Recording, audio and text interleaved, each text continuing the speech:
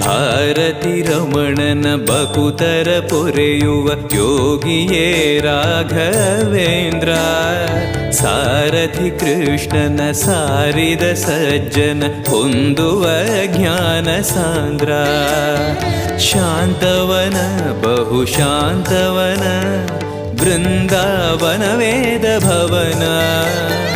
ನೋಡುವರ ಕೊಂಡಾಡುವರ ಪುಣ್ಯಕೋಟಿ ಉದಯ. ಪೂಜ್ಯಾಯ